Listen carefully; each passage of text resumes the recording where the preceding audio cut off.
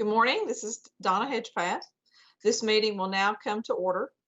In an effort to prevent the spread of novel coronavirus, COVID-19, this meeting is being conducted by video teleconference. We welcome those of you joining us via the meeting portal and hope that everyone is safe and healthy. I will now read the EPSB mission statement. The Education Professional Standards Board, in full collaboration and cooperation with its education partners, promotes high levels of student achievement by establishing and enforcing rigorous professional standards for preparation, certification, and responsible and ethical behavior of all professional educators in Kentucky. Serving as board secretary is Leslie Cheatham. Ms. Cheatham, please call the roll. Thank you, Chair. Mary Pat Reagan, Melissa Bell,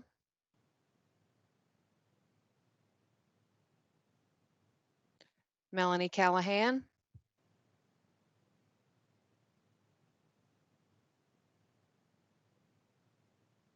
Kim Chevalier. Good morning. This is Kim Chevalier, and I am present. Aaron Collins. Good morning, Aaron Collins, present. David Dalton. Jonathan Gay. Good morning. Sherry Powers is present.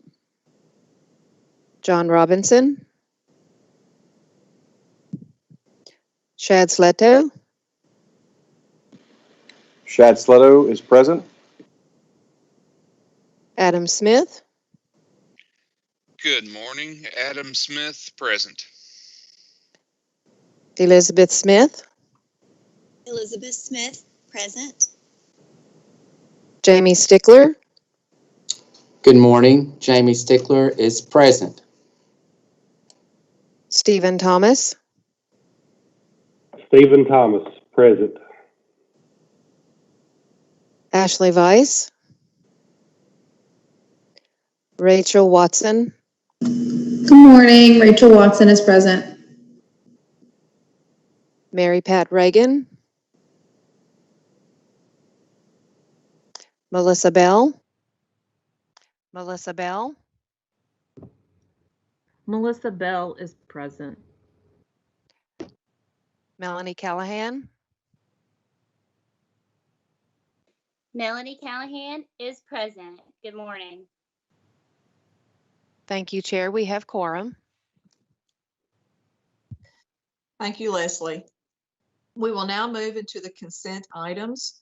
The following items are listed on the agenda as consent items. A, approval of February 10th, 2020 EPSB meeting minutes. B, board approval for the Professional Learning Board's online courses. Does anyone wish to remove any of the items from the consent agenda for further discussion? Having received no requests to remove items from the consent agenda, can I have a motion to approve consent items A and B? Justin Mitchell makes a motion to approve consent items A and B. I have a motion from Justin Mitchell. Do I have a second? Shad Sleto makes a second. I have a second from Shad Sleto. The motion before the board is to approve consent items A and B. As this meeting is being conducted via video teleconference, we will have a roll call vote for each vote. Ms. Cheatham will call the roll. I would like to remind each board member to please state their name, pause for a moment, and then state their vote. Ms. Cheatham, please call the roll. Melanie Callahan. Melanie Callahan, vote of yes. Kim Chevalier.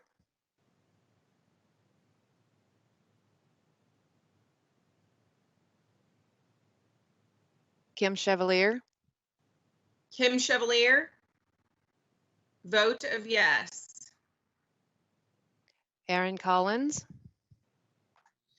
Aaron Collins, aye. Jonathan Gay. Jonathan Gay, aye. Mindy Goebel.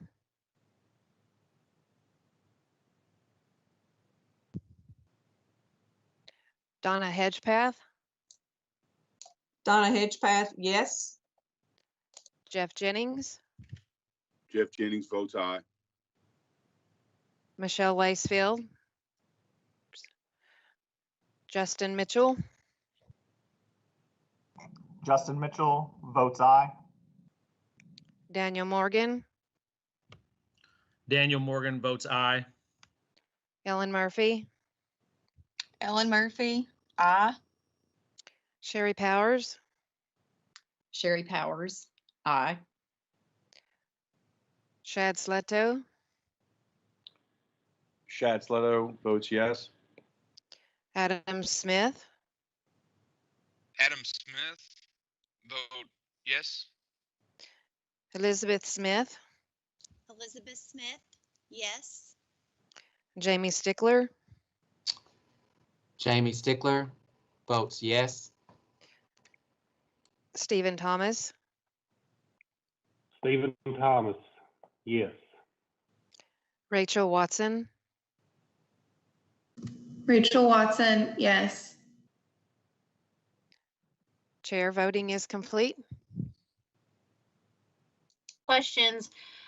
Kevin called for a continuing education task force, and that task force is made up of over 25 folks from what we call our K groups, superintendents, principals, teachers, just an assortment of folks that support the education field, just to help guide and give us considerations on things as we provide guidance and leadership to districts. And so we are in the throes of that. Our NTI is covering 172 districts. So many of our districts who've never done non-traditional instruction have learned overnight what works, what doesn't. Parent fatigue, student fatigue, teacher fatigue. We're just in a really different world right now. And I said this is like personalized learning on steroids. So really meeting the needs of our students and their various backgrounds. Clearly our concern, even with all the efforts, the feeding of our families and students, is just really amazing. At the giving spirit of our staff across the state. But the thing that still wanes on us, to be completely transparent, is equity. Safety of our students and their learning environments. We know that they're very unique, and that we're trying to be very sensitive to that. And I know districts really carry that burden to ensure that their students' basic needs are met, in addition to their educational needs. And so I'm really encouraged by all the correspondence we get and the conversations we have with folks about how they're reaching out to students, whether it be just raising their spirits with a parade down the street or a phone call, or a Zoom meeting or whatever it may be. And I just want to, those of you who are in that, I just want to continue to encourage you. Don't give up. Your kids need you. They need us right now. If it's any indication of my child who's a sophomore in high school, who is safe, she's fed, she has shelter, she has what she needs, she is going crazy. She's ready for her friends and her teachers. And so I only think about the needs of our students who may not have their needs being met. So all that to say, we are working daily to provide guidance and support to our districts. We have waived several or some regs, the KBE waived regs to take any burdens off of districts when they need the flexibility.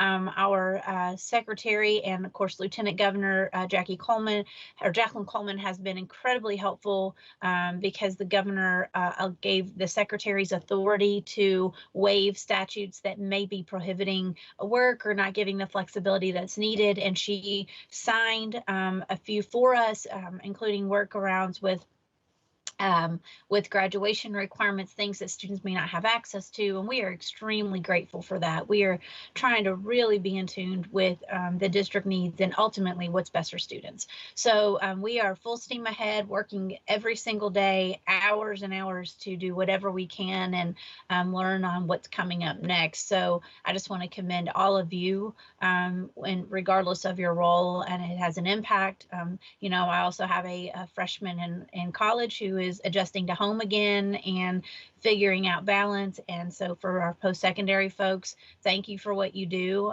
because it is a hard transition for them to come back home and lose a little bit of that independence and structure. And that's been a hard transition too. Not bad, just it's a challenge. So we really appreciate your fast actions and are just so grateful for what Kentucky's done for our young citizens. So I will stop there. And if you all have any questions for me, I'm happy to answer those.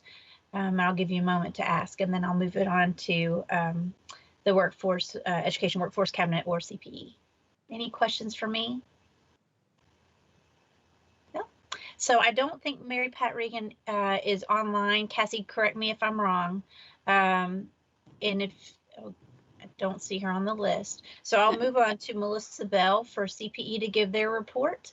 And if Mary Pat comes in later, we'll address that as needed. But Melissa, back to you. Thank you, Amanda. I want to echo many of Amanda's comments that we are all working in the best interests of the students, and we're focused on equity. This is a really tough time, and we've been thrown a lot of curveballs, and our institutions are responding, and CPE is working with both the institutions, but our K-12 partners as well.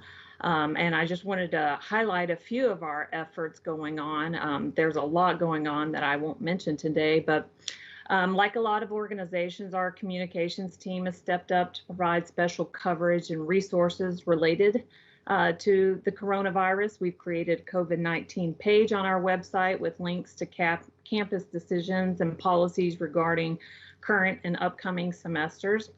We have also launched a special series on our blog called COVID-19 on Campus, which features special interest stories about how colleges are coping with the crisis and contributing to efforts to flatten the curve.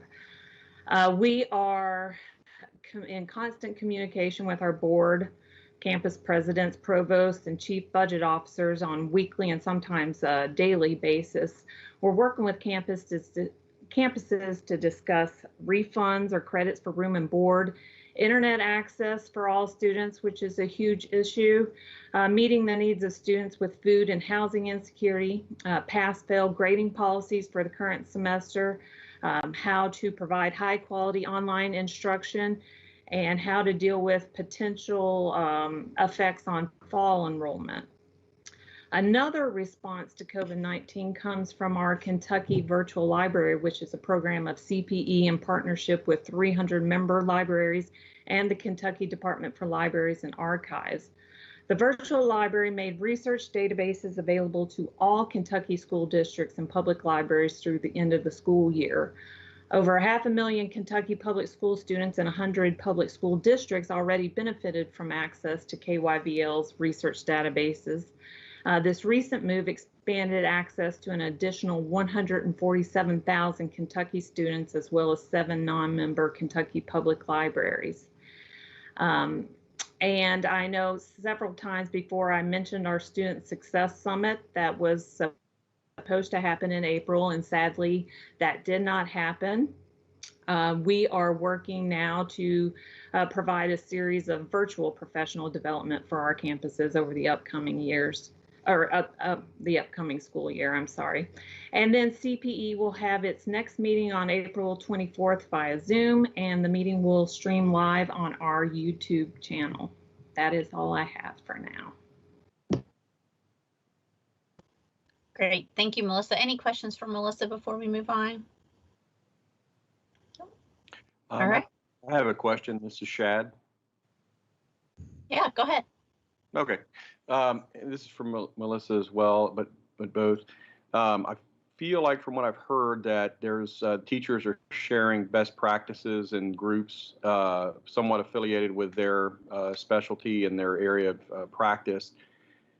Does KDE and CTE, do they have a forum, if you will, so that we at least understand which areas seem to be sharing or having growth in the procedures that we have to do today? And I want to add that I feel very happy that the NTI program's in place and that we have a structure and it seems to be very effective. But I know, as you talked about earlier, the practices are where we get the most impact, and I am hearing that there's small groups sharing, and that may be a structured thing as well. But can you comment a little bit more about that? Yeah, I'm glad you asked about that. Actually, it's constantly evolving, I guess I would say, is what folks have done. We have not organized so much the groups for folks to share their resources, but it's kind of been organic. Our co-ops have been extremely helpful in this too, our education cooperatives. I know many of them have hosted lots of phone conferences with like groups, whether it be teachers or even principals, instructional coaches, to collect ideas and really structures that work, even communication with students and how you reach students who may be on paper packet only if they don't have access or connectivity, and what they're doing differently, how they're reaching out.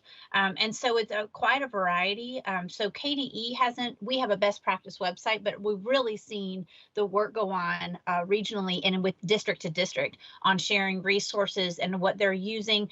And there's so many free things right now. Some of the things that we're trying to do is when it comes through us, we try to vet it before we even put it on our COVID-19 page, just because we don't want to just push out anything. But there's been a real strong collaboration on the resources that have been used. Even KET, I don't know if you read, came in and said, if students don't have connectivity, if they don't have a computer, most of them have a TV with KET, the channel with an antenna. And so they have been running programs that align a lot closer to what our standards look like instead of just their day-to-day programming, which is a lot of where the feedback comes from on our task force of just giving us things to consider and how we push out. So some of the guidance that we pushed out last week specifically on instruction is asking exactly what you're asking for, is what resources are you using, what's available to students, what's your approach. And so people are really refining their practice, which is why I said the personalized learning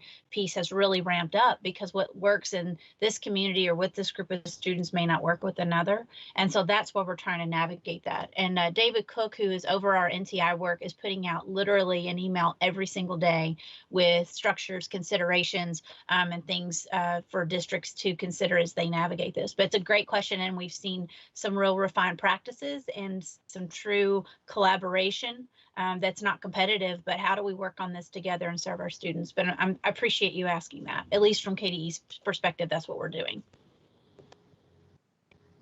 And from CPE, we are doing a lot of that as well.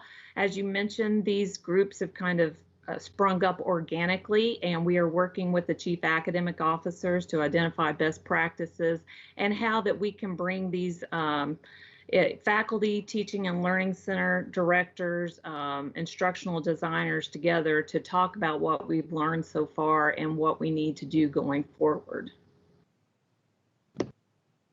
Okay, great. That helps me understand where we stand as an organization, and I appreciate that. And I felt like we're doing a reasonably good job given the situation.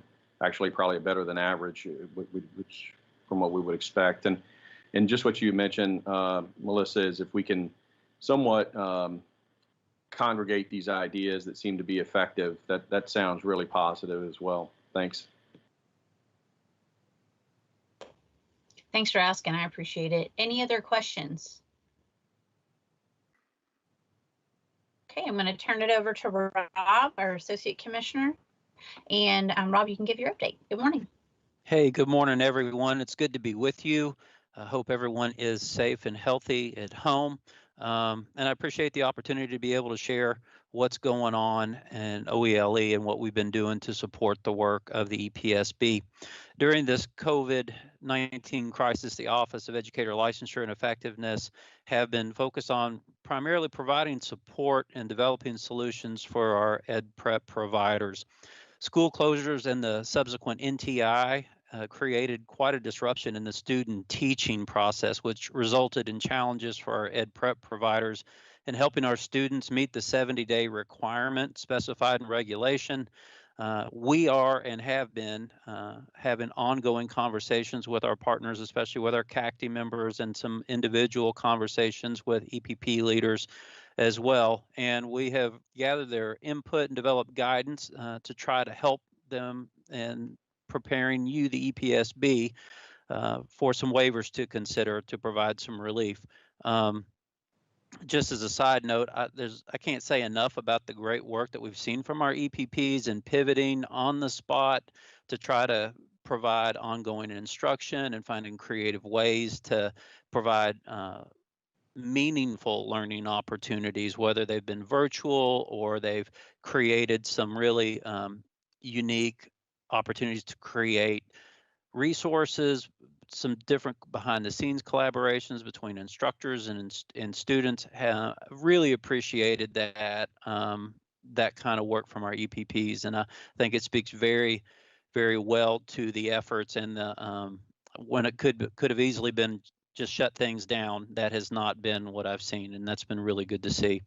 Our staff have worked diligently to pull together information and develop recommendations that the board will consider as action items today, specifically regarding student teaching requirements, student teaching observation requirements, testing requirements, and the implications of education testing services closures on admission to ed prep programs and the ability for candidates to certify. Very important for us to keep the educator pipeline flowing as we move into our next year. We know we're going to go back to school some way, shape, or form, and it's a huge concern out there that we won't have candidates. And I think it's very important the work the EPSB will be doing to ensure that that flow of teaching candidates continues.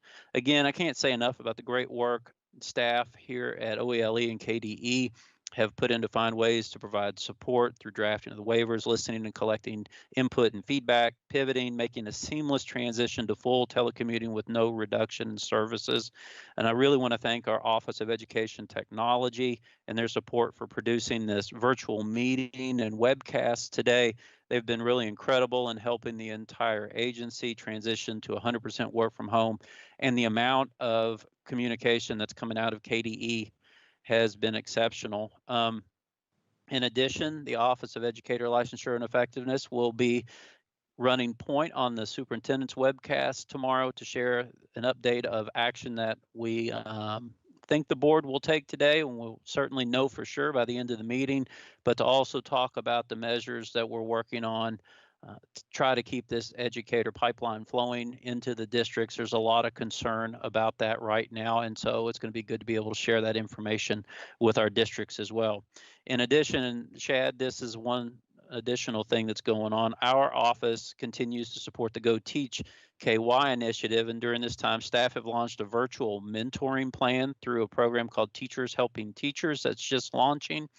That is bringing folks who would like to be mentored in connection with teachers who want to provide mentoring, and hopefully we'll be sharing quite a bit around effective NTI work. In addition, we're hosting a Twitter chat this evening, and that'll be connecting teachers across the state and let them share successes that they've experienced during NTI and share some of those good practices. Because even though we're at 172 districts now, we were only at 80 something a couple weeks ago when this started. And so the ramp up has been amazing to see on this end what has happened, how quickly. And can't say enough about the teachers in the state and principals, superintendents, everyone who have pulled together, not to mention all the behind the scenes folks who are keeping kids fed so that they can even think about wanting to learn.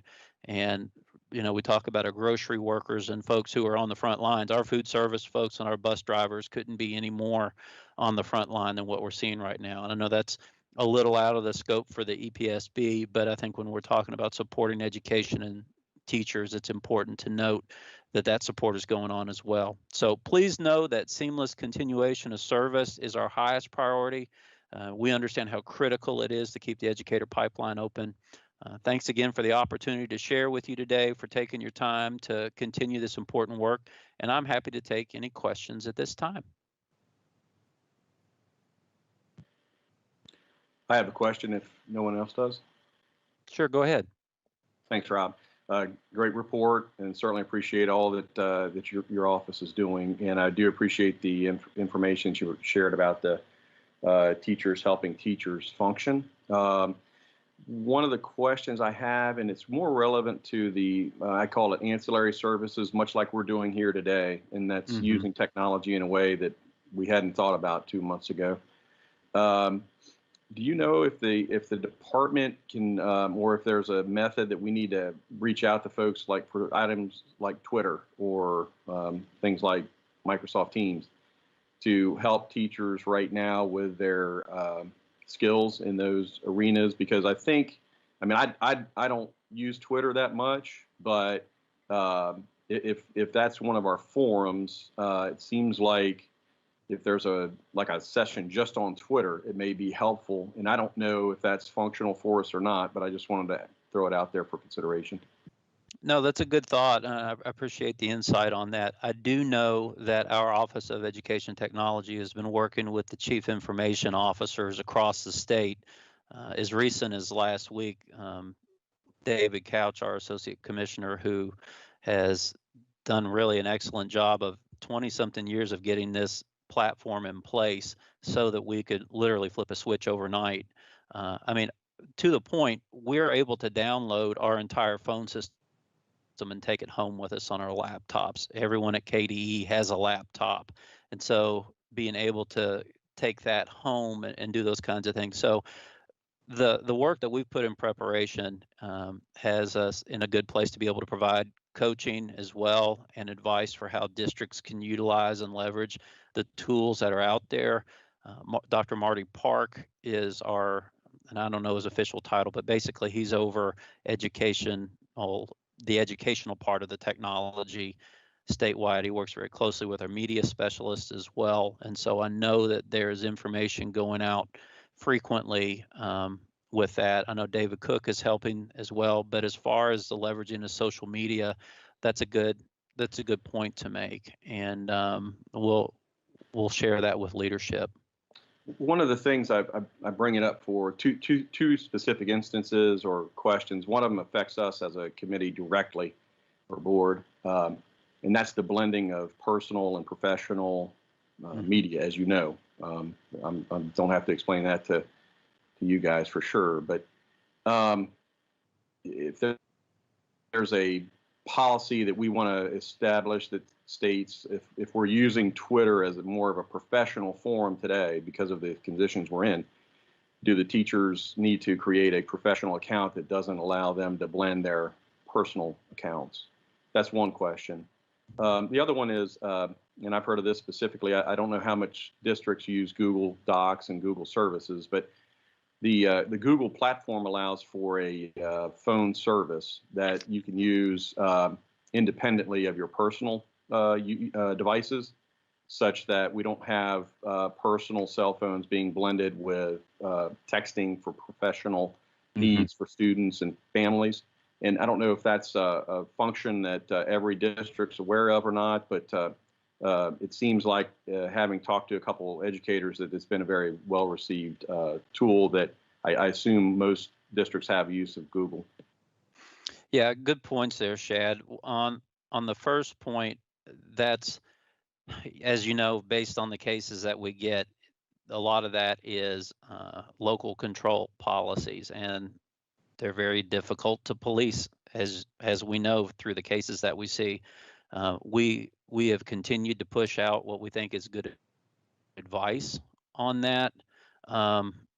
As far as using the G Suite is something that our districts use a lot. My wife is a school counselor, and she's been providing counseling services using that Google phone number as well, like you're talking about. So I know that it is getting promoted out there. And again, that's where our Office of Education Technology sharing these features with our CIOs is hopefully making its way out to the teachers as well. At least that's the model that we're trying to use to share it out that way. I'm sure that the CIOs are getting worked in ways they had never thought before, especially in the districts where they haven't done NTI or not one-to-one districts. It's probably been quite a learning curve right away. Yeah, and I agree. I mean, this is a remarkable condition, and I feel like we've got a great platform to build from, just like you're talking about. So kudos to the state KDE for that. But But I do think that it may be worth a reflection on communications, because as you know, right now we're so distributed, each of us, from our work and from our schools and our students, that I just, I fear for 6 months from now having a flood of complaints about, mixing personal and professional social medias, because right now we're requiring, or we're relying on those teachers to effectively communicate using them. And so even if it's a reminder to say, please, please, please figure out a way to maintain that distinction so we don't have these issues pop up. And we'll have the perfect platform tomorrow with our superintendent's webcast, since OELE is on that, and we can certainly try to really reinforce those points. So I appreciate you bringing that up, because you have seen some blending out there on social media, and all of it's been for positive things, whether it's showing students on a Zoom chat or some other things. But you're right, that can be a slippery slope, and we can certainly make sure that's part of our advice to our superintendents tomorrow. So thank you for that. Any other questions or discussion? Okay, thank you guys very much. Donna, back to you. Thank you, Dr. Ellis. Next, we have one information item. This item is presented to the board for review and discussion only, and it is presented by Sharon Salzman. Sharon. Thank you. Good morning. I hope you can see and hear me okay. So we have the school leaders licensure assessment, just the cut score, because the new SLLA test has already been adopted by the board. So we just have to come up with a cut score. And so the reason we're doing the new SLLA, it has been aligned with the professional standards for educational leaders. And that's what ETS has done with this new test. The ETS has recommended a cut score of 151, and staff recommends that the EPSB adopt the national recommended cut score of 151 as the minimum score for passage. Again, this is just an information item. It will come back to you all at the next board meeting as an action item. Are there any questions? Can you help? This is Shad. I have a question. Sure. Thanks. What's the current standard, and how are we using that? The current standard cut score. So how did ETS come up with the cut score? Is that what you're asking? Yeah, and if we're using it currently, what's the current number, I guess? Okay, yes. So ETS has what they call multiple state standard setting studies. And so they bring everybody that's going to use this test, they bring them in and they go over the questions and review the questions. And then those experts come up with the actual, what they think the minimum score should be. And so that's how they have come up with that. And I believe the minimum score right now is 151 on the current one that we are offering. Okay, thank you. Sure. Any other questions?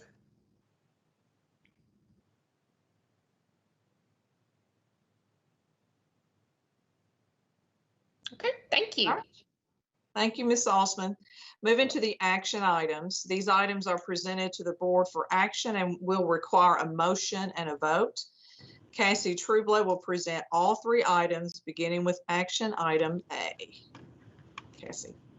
Hey, good morning. Morning.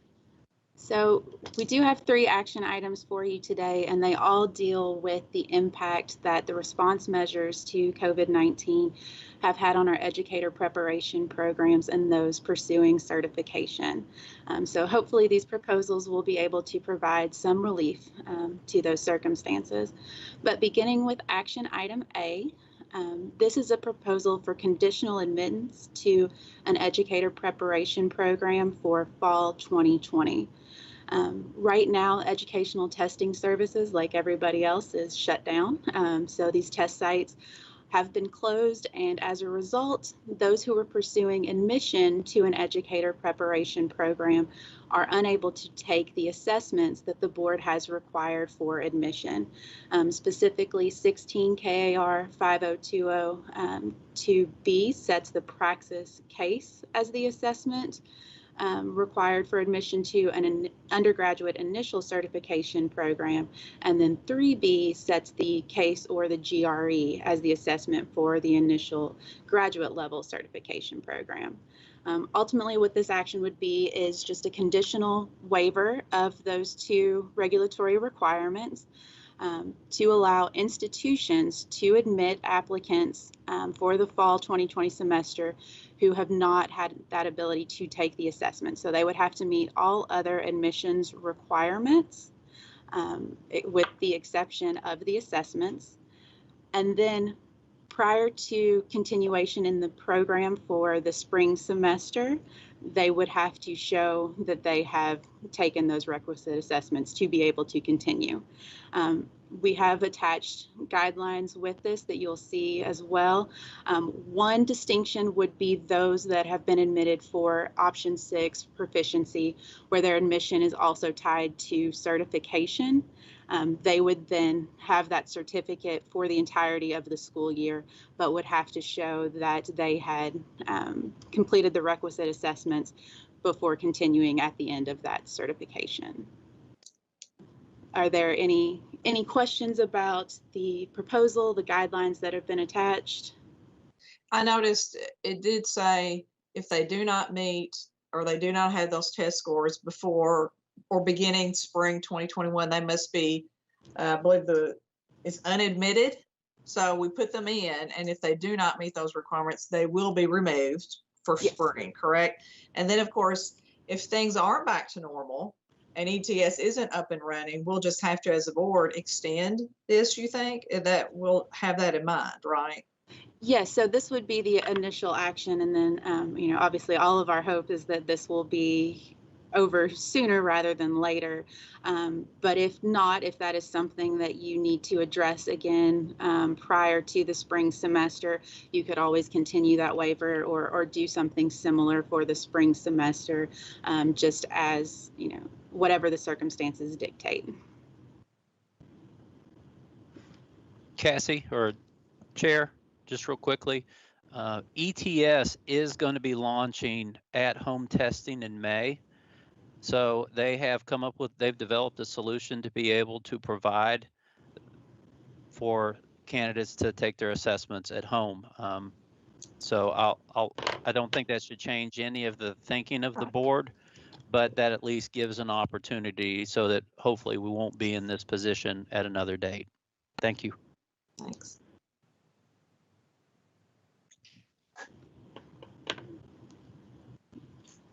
So any other? Yeah.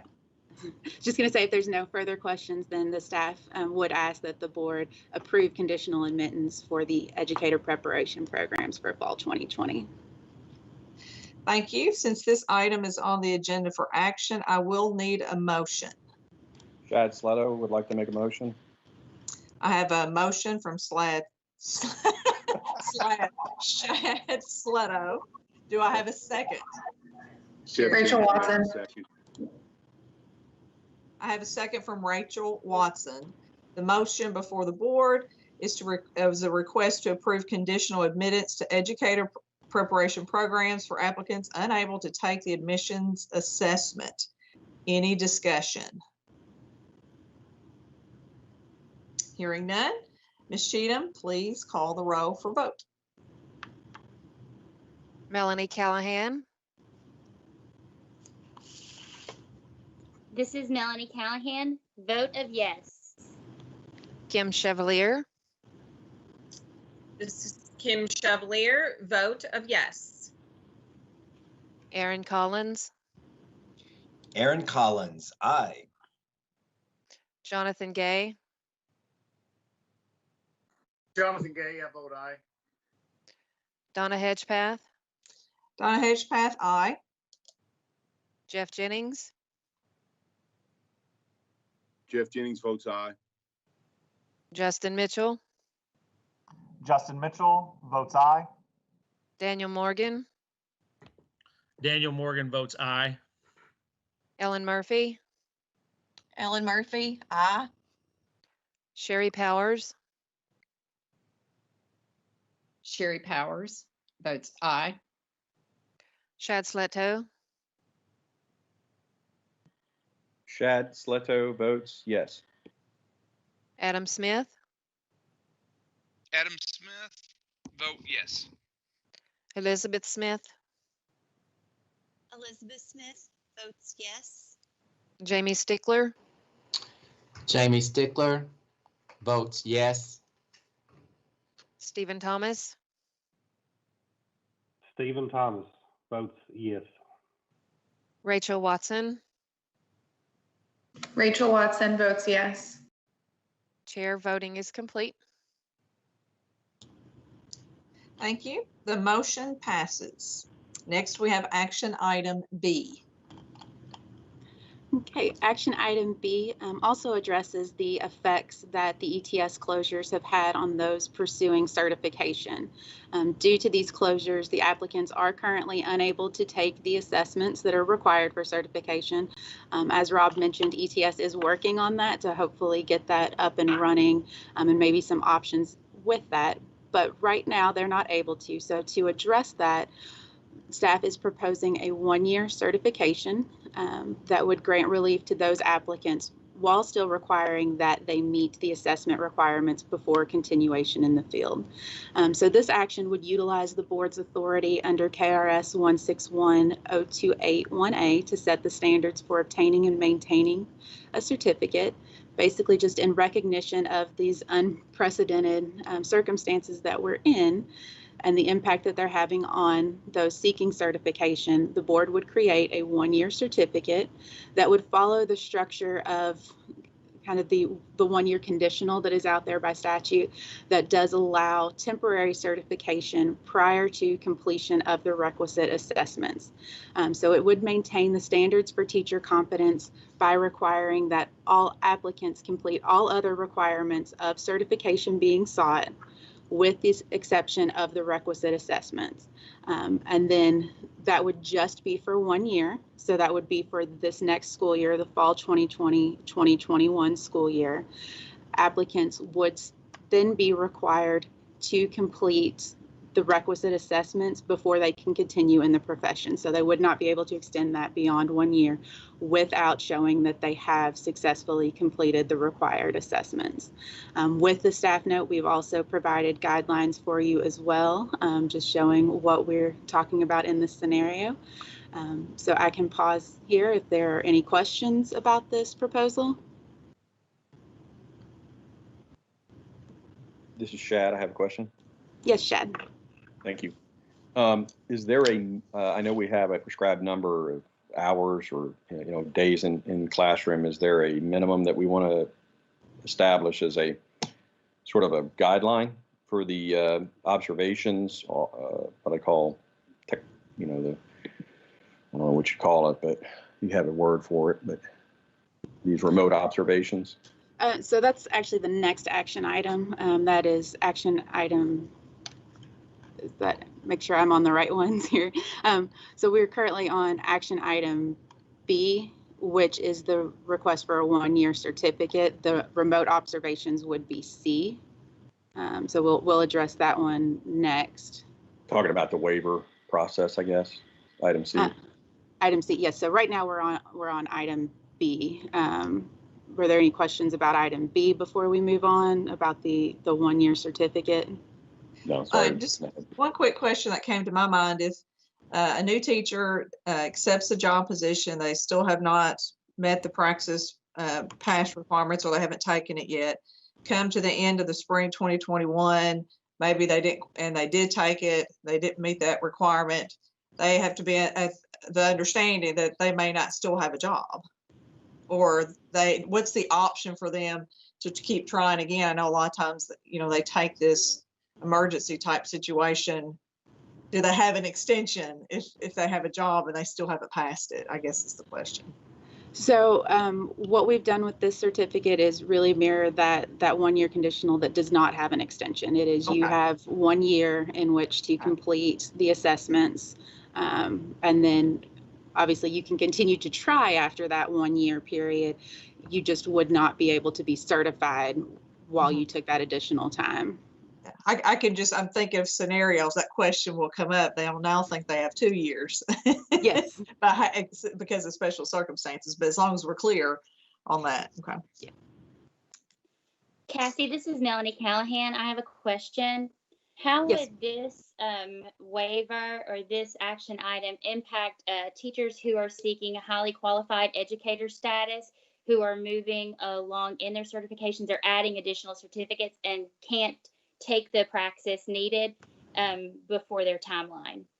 So that's a great question. The highly qualified would also fall under this route as well.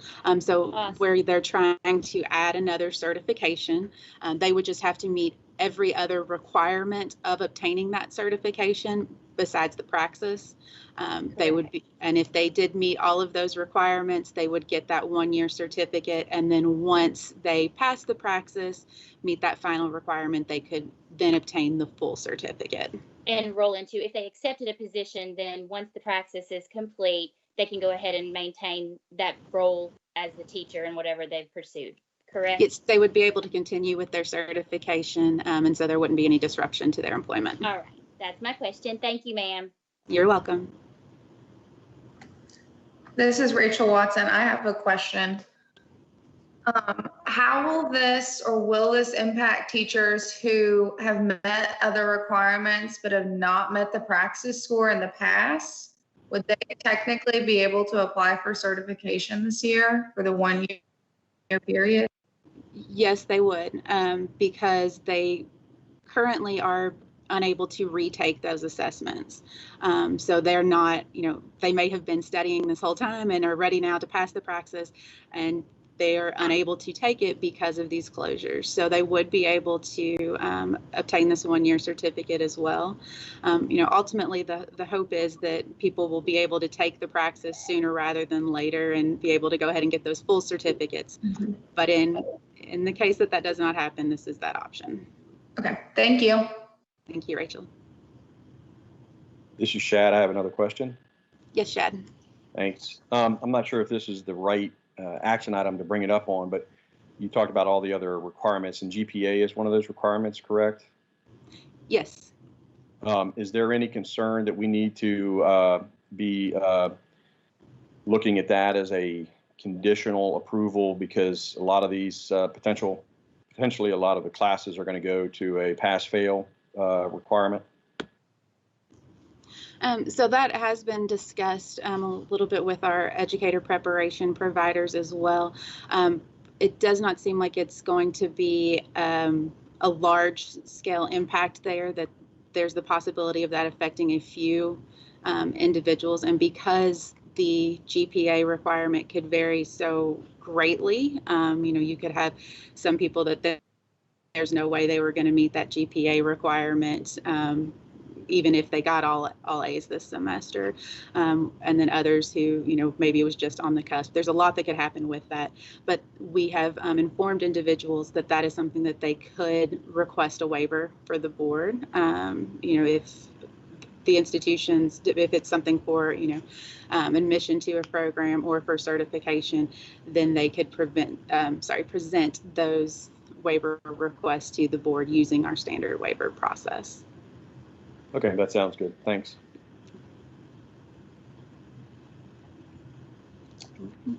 Well, if there are no other questions, then with this one, typically we would do 2 readings before the creation of a new certificate.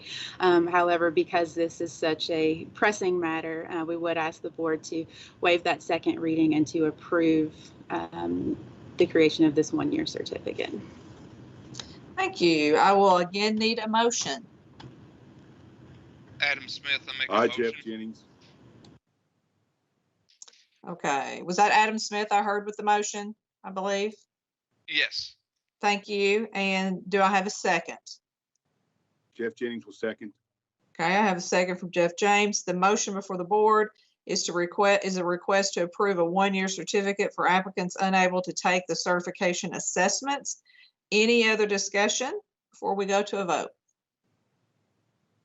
Hearing none, Ms. Cheatham, please call the roll for our vote.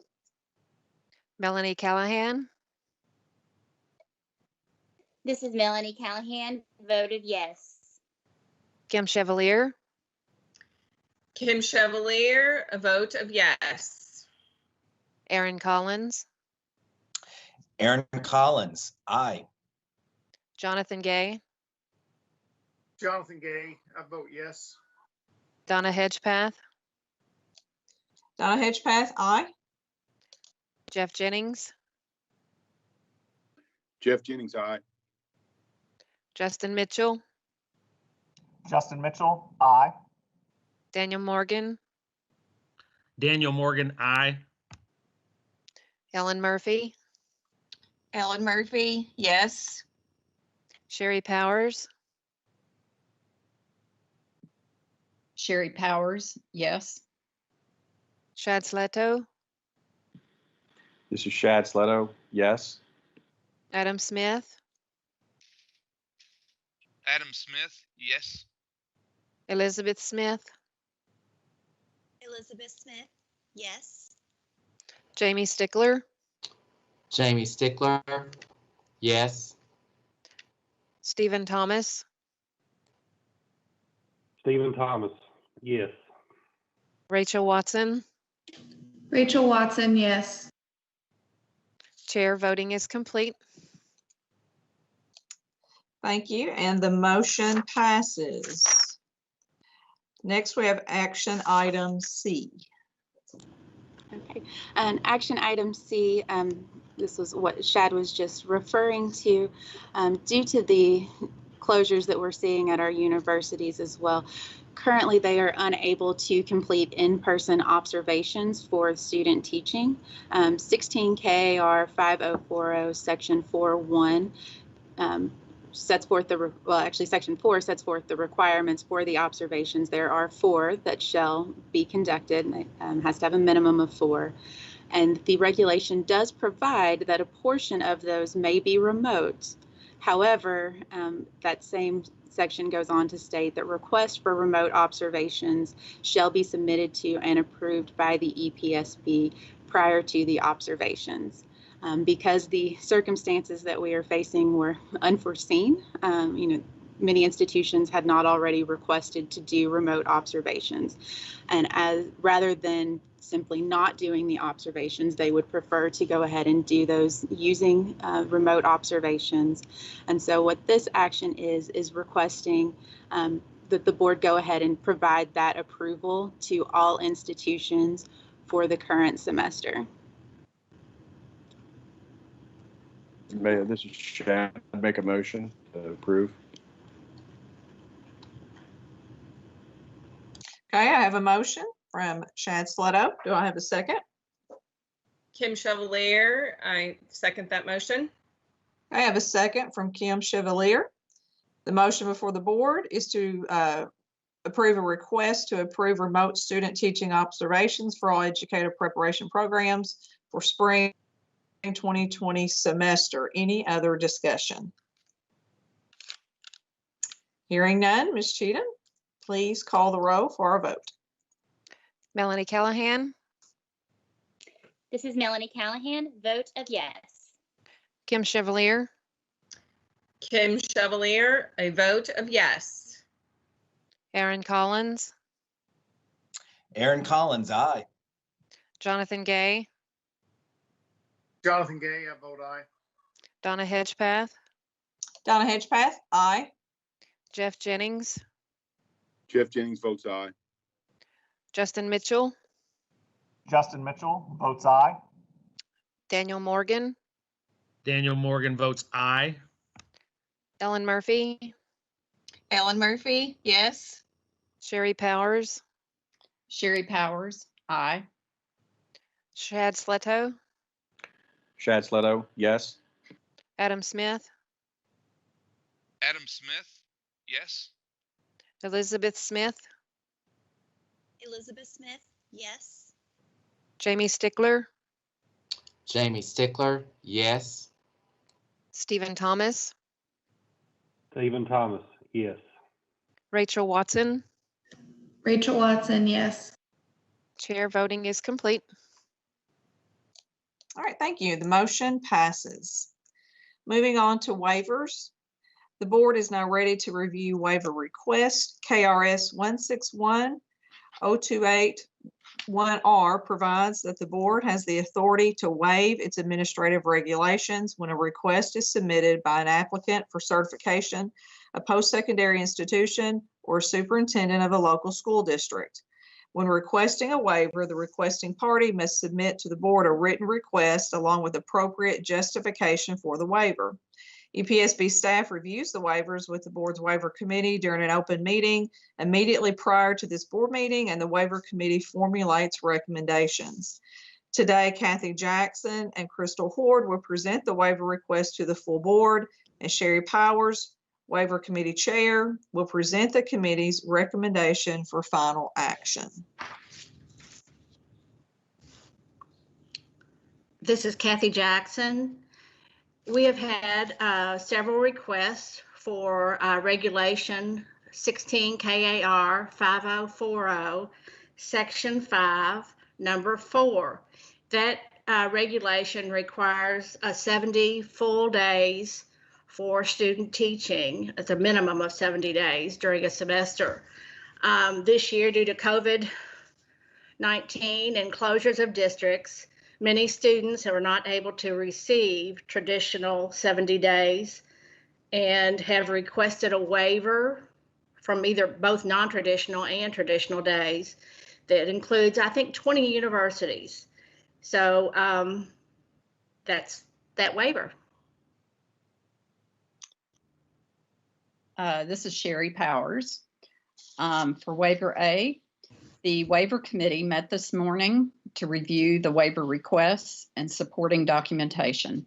The committee found exceptional circumstances justifying the waivers. Therefore, the committee recommends that the board approve the waiver requests.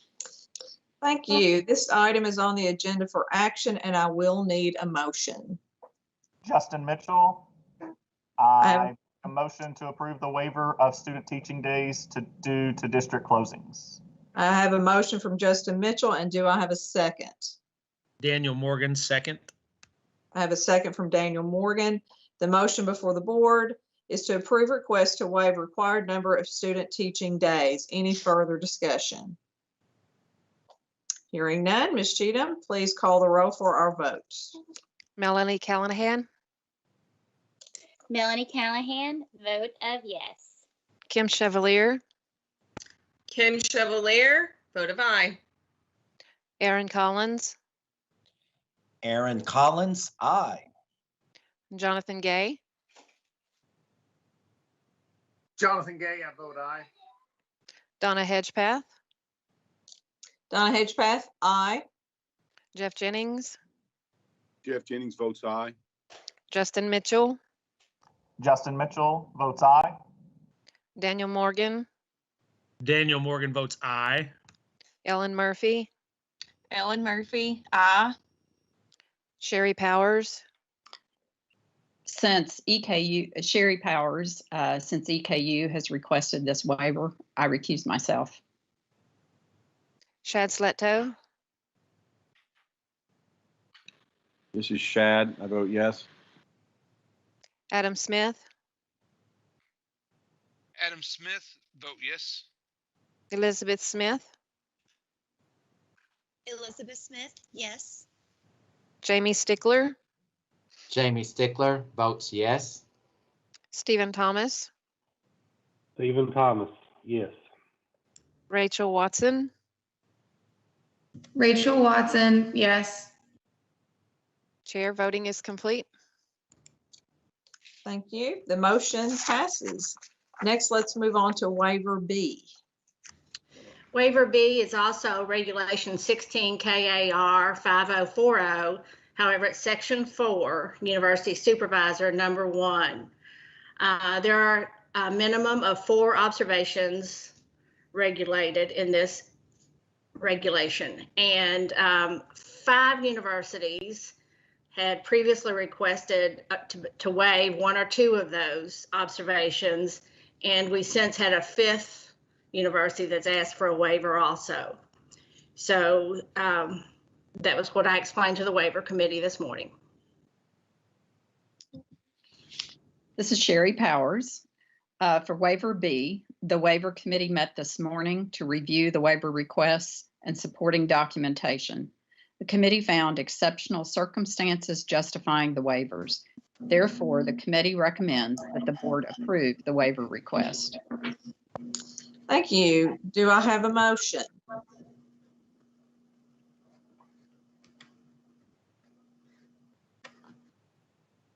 Kim Chevalier, I'll make a motion to request to waive the required number of student teaching observations. Okay, I have a motion from Kim Chevalier. Do I have a second?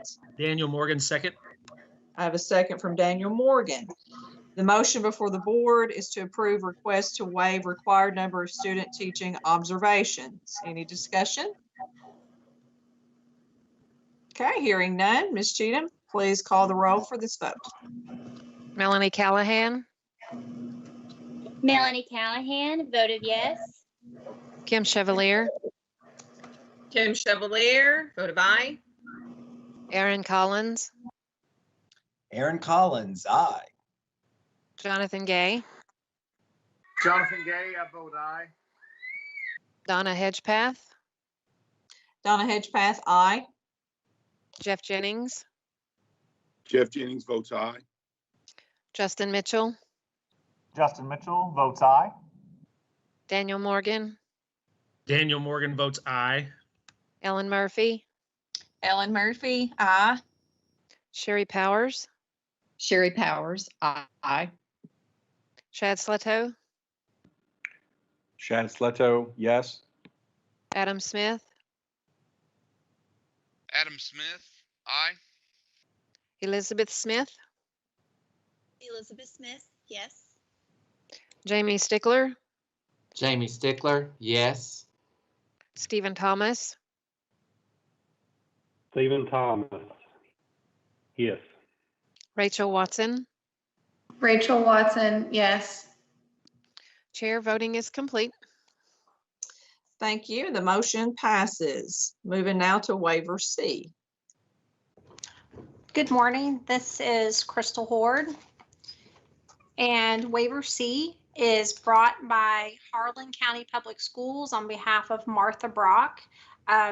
Waiver C is requesting a waiver of the 4060 requires 3 years of teaching experience or 6 semester hours of graduate credit in order to renew a 5-year certificate. Due to medical circumstances, Ms. Brock was unable to meet the full 3 years. She had a 1.5 years of experience, certified experience during that time frame. And the district is requesting a waiver to allow that to renew her certificate. This is Sherry Powers. For waiver C, the waiver committee reviewed the waiver request and supporting documentation submitted by the applicant. The committee found exceptional circumstances justifying the waiver. Therefore, the committee recommends that the board grant the waiver. Okay, at this time, I need a motion. Jeff Jennings makes a motion. We accept the waiver request. Okay, I have a motion from Jeff Jennings. Do I have a second? Kim Chevalier, second, request the waive to renewal requirements due to medical conditions. I have a second from Kim Chevalier. Thank you. The motion before the board is to approve request to waive renewal requirements due to medical condition. Any discussion? Okay, hearing none. Ms. Cheatham, we need to call the roll for vote. Melanie Callahan, Melanie Callahan, aye. Kim Chevalier, Kim Chevalier, a vote of aye. Aaron Collins, Aaron Collins, aye. Jonathan Gay, Jonathan Gay, I vote aye. Donna Hedgepath, Donna Hedgepath, aye. Jeff Jennings, Jeff Jennings votes aye. Justin Mitchell, Justin Mitchell votes aye. Daniel Morgan, Daniel Morgan votes aye.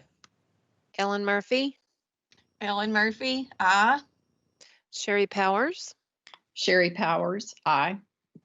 Shad Sletto, Shad Sletto, yes. Adam Smith, Adam Smith, yes.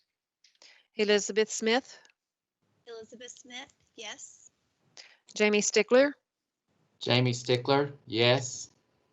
Stephen Thomas, Stephen Thomas, yes. Rachel Watson.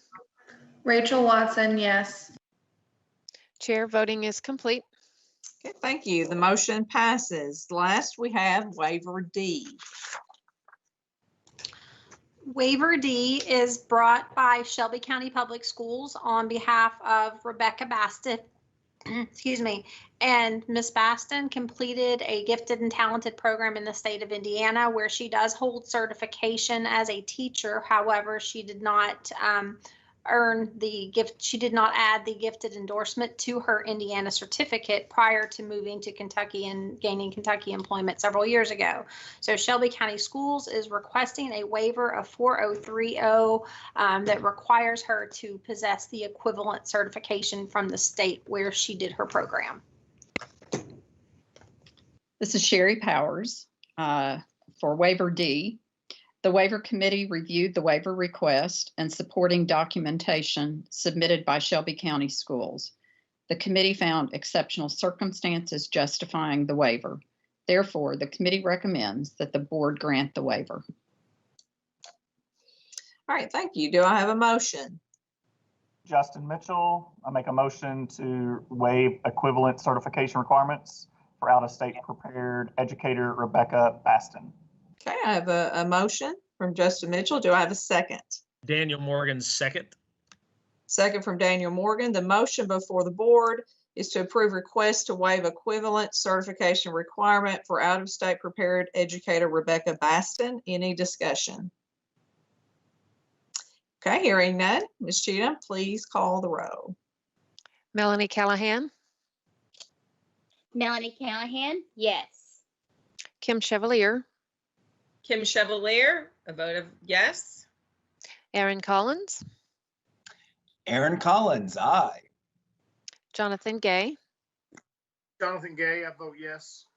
Donna Hedgepath, Donna Hedgepath, aye. Jeff Jennings, Jeff Jennings votes aye. Justin Mitchell, Justin Mitchell votes aye. Daniel Morgan, Daniel Morgan votes aye. Ellen Murphy, Ellen Murphy, aye. Sherry Powers, Sherry Powers, aye. Shad Sletto, Shad Sletto, yes. Adam Smith, Adam Smith, yes. Elizabeth Smith, Elizabeth Smith, yes. Jamie Stickler, Jamie Stickler votes yes. Stephen Thomas, Stephen Thomas, yes. Rachel Watson. Rachel Watson, yes. Chair voting is complete. All right, thank you. The motion passes. Now I will open the floor to any board member for board comments. Does anyone have anything they wish to share? This is Shad. Yes. Thanks. Yeah, appreciate it. I just wanted to note to our associations and affiliated organizations within KDE that, it seems the unfortunate reality is we need to make these waivers happen, specifically regarding observations. And observations, to me, are one of the most influential parts of our process for new teachers. So as this crisis becomes less influential on our process, I certainly hope the superintendents and school districts take it upon themselves to recognize that this condition was required and that they maybe offer additional resources. As we know, we've lost observation opportunities due to budget crises and so forth. But making this modification, although it's necessary, it certainly seems to me to be pretty influential on one of the most influential parts of our process.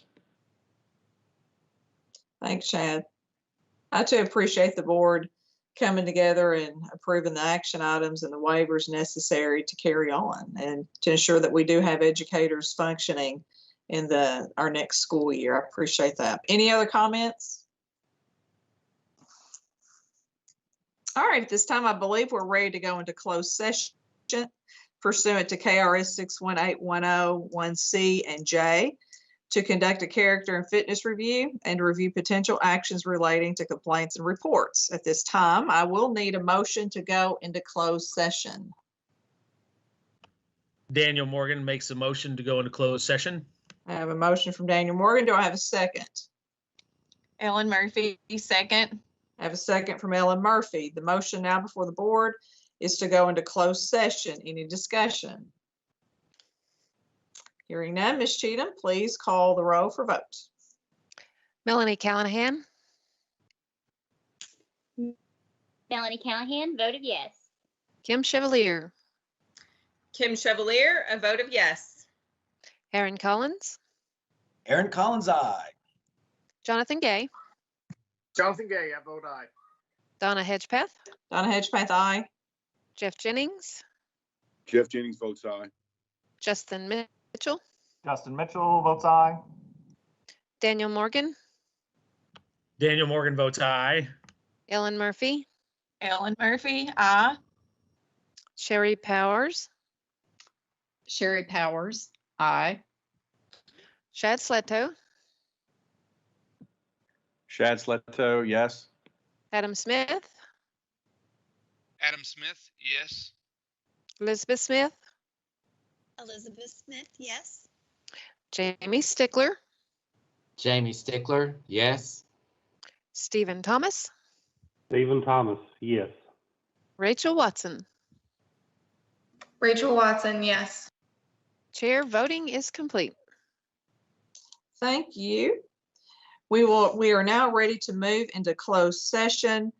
We will take, it says, let's take like a 13-minute break and ask that all members return by 10:35 by my clock. And we'll see you back in about 12, 13 minutes. Thank you.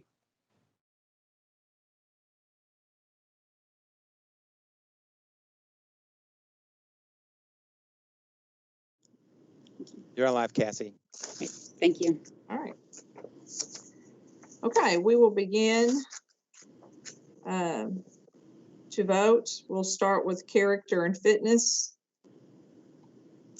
Character and fitness 1 through 6 approve, 7 approve conditionally, 8 through 10 approve.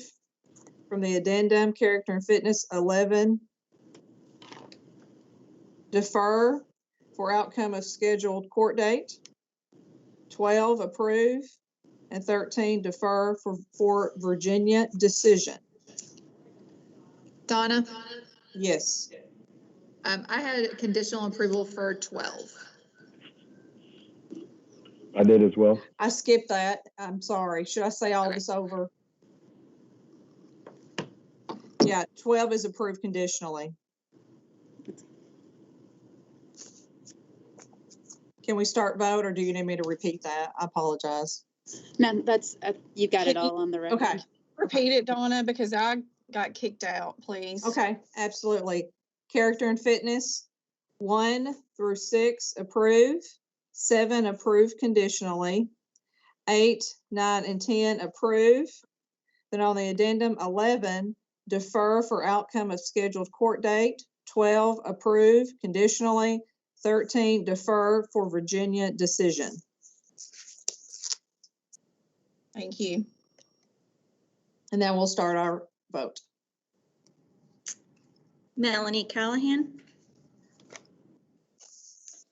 Melanie Callahan, character and fitness, yes on all, numbers 1 through 13. Kim Chevalier, Kim Chevalier, character and fitness 1 through 13, agree on all. Aaron Collins, Aaron Collins, character of fitness, 1 through 13, agree on all. Donna Hedgepath, Donna Hedgepath, character and fitness, yes on all. Jeff Jennings, Jeff Jennings, character and fitness, yes on all.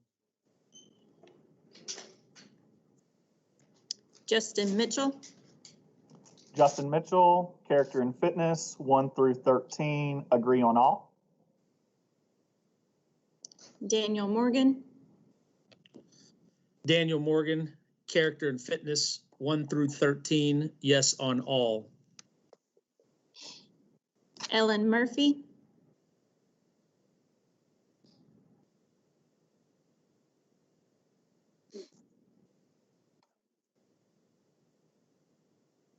Ellen Murphy,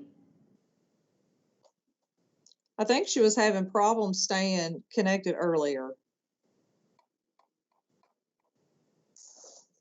Sherry Powers,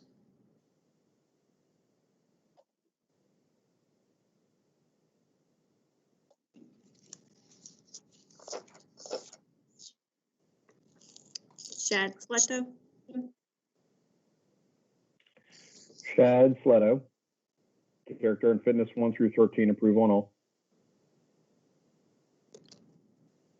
Adam Smith, Adam Smith, character and fitness, numbers 1 through 13, agree on all. Elizabeth Smith, Elizabeth Smith, character and fitness, numbers 1 through 13, agree on all. Jamie Stickler, Jamie Stickler, character and fitness, numbers 1 through 13, yes on all. Stephen Thomas, Stephen Thomas, yes on character and fitness 1 through 13. Rachel Watson, Rachel Watson, character and fitness, yes on 1 through 13. You skipped Sherry Powers. Sherry Powers, yes. Okay. Sherry Powers, character and fitness, yes on 1 through 13. Ellen Murphy, Ellen Murphy, character and fitness, 1 through 13, yes on all. Chair voting is complete. Okay, thank you. Next, we'll move to CA4 online character and fitness. 1 through 9, approve. 10, deny. 11, approve. 12, deny. 13, 14, 15, 16, approve. We'll start our vote. Melanie Callahan, Melanie Callahan, CA4 online, character and fitness, approve on all. Kim Chevalier, Kim Chevalier, CA4 online, character and fitness, approve on all. Aaron Collins, Aaron Collins, CA4 online, character and fitness, approve on all. Donna Hedgepath, Donna Hedgepath, CA4 online character and fitness, approve on all. Jeff Jennings, CA4 character and fitness, approve on all. Justin Mitchell, Justin Mitchell, CA4 online, character and fitness, 1 through 16, approve on all. Daniel Morgan, Daniel Morgan, CA4 online, character and fitness, 1 through 16, yes on all. Ellen Murphy, Ellen Murphy, CA4 online, character and fitness, 1 through 16, yes on all. Sherry Powers, Sherry Powers, CA4 online, character and fitness, 1 through 16, yes on all. Shad Fletto, This is Shad Fletto, character and fitness, CA4 1 through 16, approve on all. Adam Smith, Adam Smith, excuse me, CA4 online, character and fitness, numbers 1 through 16, agree on all. Elizabeth Smith, Elizabeth Smith, CA4 online, character and fitness, numbers 1 through 16, approve on all. Jamie Stickler, Jamie Stickler, CA4 online, character and fitness, yes on all. Stephen Thomas, Stephen Thomas, yes on 1 through 16. Rachel Watson, Rachel Watson, CA4 online character and fitness, yes on 1 through 16. Chair, voting is complete. Okay, thank you. Donna, this is Cassie. If I can interrupt for just a moment. Jamie, is your video turned on? Because it is not showing for us at the moment.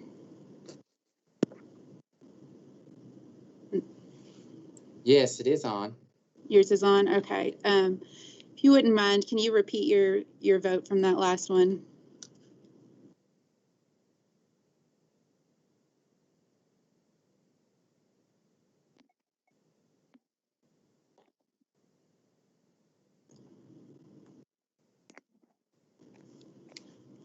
So Jamie, if you can just state your name and that it was yes on all for character and fitness CA4s.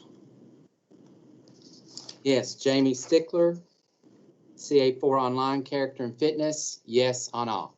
Okay, great. Thank you. It's showing now. Okay, moving on to agreed orders. This will include the addendum 1 through 31, except. And we'll start our vote. Melanie Callahan,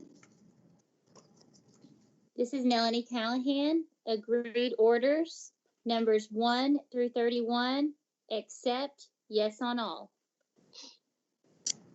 Kim Chevalier, Kim Chevalier, agreed orders, 1 through 6, agree, 7, recuse, 8 through 15, agree, 16, recuse, 17, agree, 18, recuse, 19, agree, 20, recuse, 21, agree, 22, recuse, 23 through 27, agree, 28, recuse, 29 and 30, agree, 31, recuse.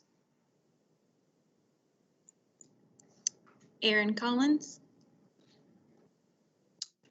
Aaron Collins, 1 through 5, agree. 6, recuse. 7 through 31, agree. Donna Hedgepath, Donna Hedgepath on agreed orders 1 through 18, agree. 19, recuse. 20 to 31, agree. Jeff Jennings, Jeff Jennings on agreed orders, 1 through 31, agree on all. Justin Mitchell, Justin Mitchell, agreed orders 1 through 31, approve on all. Daniel Morgan, Daniel Morgan, agreed orders numbers 1 through 31, agree on all. Ellen Murphy, Ellen Murphy, agreed orders 1 through 31, yes on all. Sherry Powers, Sherry Powers, agreed orders number 1 through 31, approved on all. Chad Sletta, This is Shad Seto, agreed orders 1 through 31, agree to all. Adam Smith, Adam Smith, in reference to agreed orders numbers 1 through 31, agree on all. Elizabeth Smith, Elizabeth Smith, agreed orders 1 through 31, agree on all. Jamie Stickler, Jamie Stickler, agreed orders 1 through 31, yes on all. Stephen Thomas, Stephen Thomas, agreed orders 1 through 31, yes on all. Rachel Watson. Rachel Watson, agreed orders 1 through 31, agree on all. Chair, voting is complete. Okay, thank you. Next, moving to findings of fact, conclusions of law, recommended order, and appeal rights, including the addendum. Number 1 and 2, for findings of fact, conclusions of law, recommended order, accept. Number 3, accept findings of fact, accept conclusions of law, modify the recommended order for paragraph 2A. Number 4, 5, 6, and 7, accept on all findings of fact, conclusions of law, and recommended order. We'll start our roll for vote. Melanie Callahan, This is Melanie Callahan. For findings of fact, conclusions of law, recommended order, and appeal rights, for numbers 1 through 7, yes on all. Kim Chevalier, Kim Chevalier, findings of fact, conclusion of law, recommended order, and appeal rights. Number 1, recuse. Number 2 and 3 and 4, agree. Number 5, recuse. Number 6, agree. And number 7, recuse. Aaron Collins, Aaron Collins on findings of fact, conclusions of law, recommended orders, and appeal rights 1 through 7, yes for all. Donna Hedgepath, Donna Hedgepath, findings of fact, conclusions of law, recommended order, and appeal rights, yes on all. Jeff Jennings, Jeff Jennings, findings of fact, conclusions of law, recommended order 1 through 7, agree on all. Justin Mitchell, Justin Mitchell, findings of fact, conclusions of law, recommended order, and appeal rights 1 through 7, approve on all. Daniel Morgan, Daniel Morgan on findings of fact, conclusions of law, recommended orders, and appeal rights 1 through 5, agree on all. 6, recuse. 7, agree on all. Ellen Murphy, Ellen Murphy for findings of fact, conclusions of law, recommended orders, and appeal rights 1 through 7, yes on all. Sherry Powers, Sherry Powers, findings of fact, conclusions of law, recommended order, and appeal rights 1 through 7, yes on all.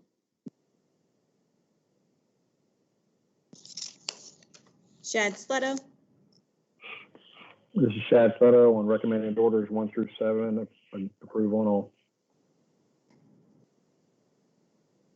Adam Smith, Adam Smith on findings of fact, conclusions of law, and recommended order and appeal rights, numbers 1 through 7, yes on all. Elizabeth Smith, Elizabeth Smith, findings of facts, conclusions of law, recommended order, and appeal rights 1 through 7, approve on all. Jamie Stickler, Jamie Stickler on findings of fact, conclusions of law, recommended order, and appeal rights. Number 1, yes. Number 2, recuse. Number 3 through 7, yes. Stephen Thomas, Stephen Thomas, yes on 1 through 7. Rachel Watson, Rachel Watson, findings of fact, conclusions of law, recommended orders, and appeal rights, agree on 1 through 7. Chair, voting is complete. Okay, thank you. For educator cases, we have 162. I would like to cut that in half. I'll start first round 1 through 80. and we'll vote, and then we'll finish up the rest after that. Educator cases 1 through 4, admonish. 5, defer for training, 3 hours, ethics. 6, admonish and training, professionalism. 7, admonish. 8, attorney review. 9, admonish. 10, defer for training, positive relationships with coworkers. 11, admonish. 12, admonish and training, duty to report and sexual harassment awareness training, 13, admonish and training, ethics. 14, attorney review. 15, 16, 17, attorney review. 18 and 19, admonish. 20, attorney review. 21, 22, dismiss. 23, 24, 25, 26, 27, attorney review. 28, 29, dismiss. 30, attorney review. 31, defer for training, classroom management. 32, school district procedures. 33 and 34, dismiss. 35, admonish and training, classroom management. 36 and 37, dismiss. 38, defer for training, safe crisis management. 39, dismiss. 40, defer for training, 1 hour of de-escalation training. 41, attorney review. 42, admonish and training, sensitivity. 43, dismiss. 44, 45, 46, defer for training. 47, dismiss. 48, 49, defer for training. 50, dismiss. 51, admonish. 52 through 56, dismiss. 57, defer for training. 48 through 63, dismiss. 64, admonish. 65 through 68, dismiss. 69, 70, 71, defer for training. 72, dismiss. 73, defer for training.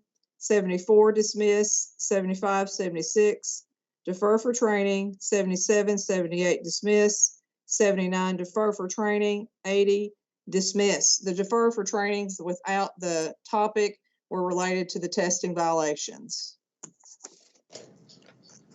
So we'll take a vote on the 1 through 80. Melanie Callahan. Melanie Callahan, Educator cases, numbers 1 through 80, agree on all. Kim Chevalier. Kim Chevalier, Educator cases 1 through 80, agree on all. Aaron Collins. Aaron Collins, Educator cases 1 through 80, agree on all. Donna Hedgepath. Donna Hedgepath, Educator cases 1 through 80, yes on all. Jeff Jennings. Jeff Jennings, Educator cases 1 through 80, agree on all. Justin Mitchell. Justin Mitchell, Educator cases 1 through 80, approve on all. Daniel Morgan. Daniel Morgan, Educator cases 1 through 80, yes on all. Ellen Murphy. Ellen Murphy, Educator cases 1 through 80, agree on all. Sherry Powers. Sherry Powers, Educator cases 1 through 80, yes on all. Shad Sletto. This is Shad Sletto. On Educator cases 1 through 35, agree. 36, 37, disagree. Educator cases 38 through 80, agree. Adam Smith. Adam Smith, excuse me, regarding educator cases numbers 1 through 80, yes on all. Elizabeth Smith, Elizabeth Smith, educator cases, numbers 1 through 39, agree. 40, recuse. 41 through 80, agree. Jamie Stickler, Jamie Stickler, educator cases 1 through 80, yes on all. Stephen Thomas, Stephen Thomas, yes on 1 through 80. Rachel Watson, Rachel Watson, educator cases, agree on 1 through 80. Chair voting is complete. Okay, thank you. We will continue educator cases 81 through 162. And again, when I refer to defer for training here at the beginning, these are testing violation trainings, so I will not say that for each one of those. 81, attorney review. 82, dismiss. 83, defer for training. 84 through 87, dismiss. 88 through 91, defer for training. 92, dismiss. 93, 94, defer for training. 95, dismiss. 96, defer for training. 97 through 100, dismiss. 101, 102, defer for training. 103, 104, dismiss. 105 through 107, defer for training. 108, 109, dismiss. 110, defer for training. 111, dismiss. 112, defer for training. 113, admonish. 114, admonish and training, restraint training. 115, attorney review. 116, 117, admonish. 118, admonish and training, de-escalation. 119, attorney review. 120, defer for training, OEA recommended. 121, defer for training, OEA recommended. 122, attorney review. 123, dismiss. 124, 125, 126, defer for, 124, defer for training, OEA. 125, defer for training, appropriate use of social media. And 126, defer for training, ethics. 127 through 138, refer to hearing. 139, admonish. 140, attorney review. 141, 142, admonish. 143, 144. 143 is defer for training for 6 months extension. And 144, defer for training, 6 months extension. 145, no further action. 146, no further action. 147 through 162, dismiss. And we'll vote for this one.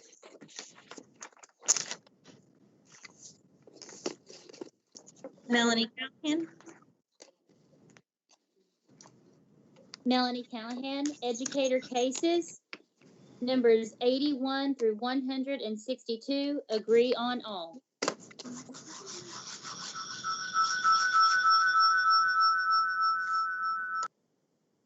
Kim Chevalier, Kim Chevalier, educated cases 81 through 162, agree on all. Aaron Collins, Aaron Collins, educators cases 81 to 162, agree on all. Donna Hedgepath,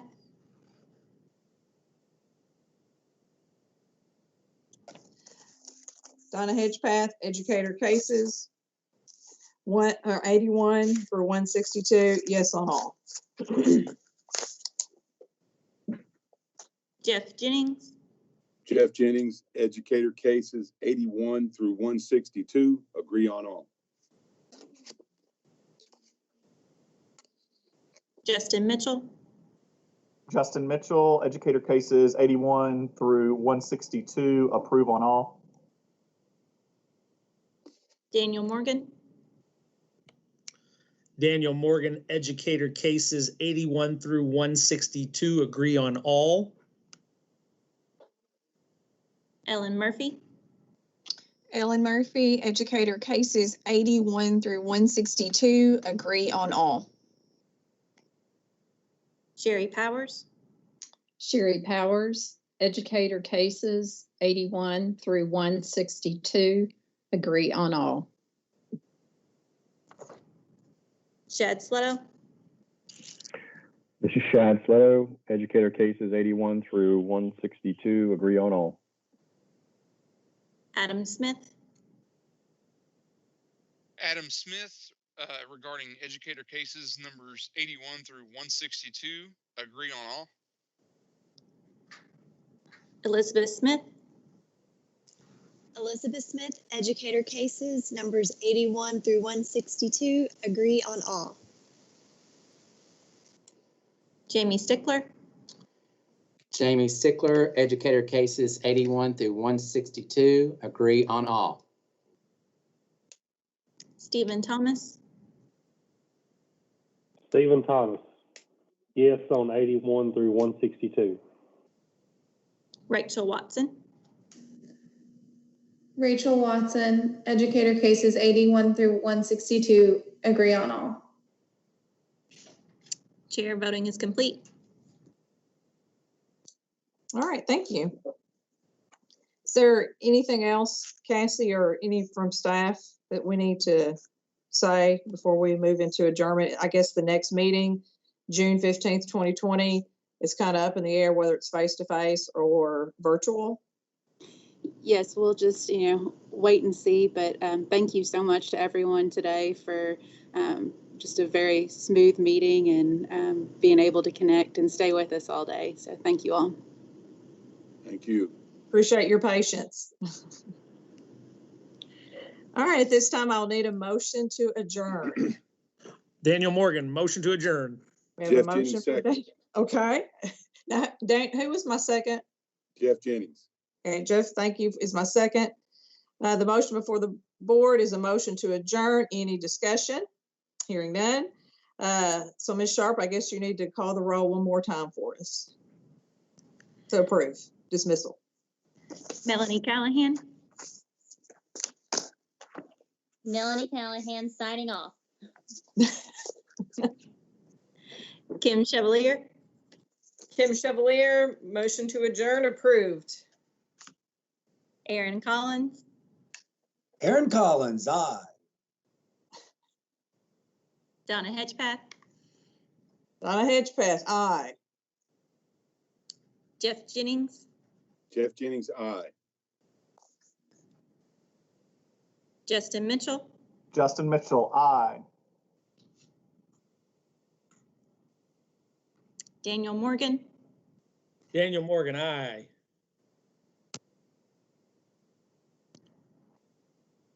Ellen Murphy, Ellen Murphy, aye.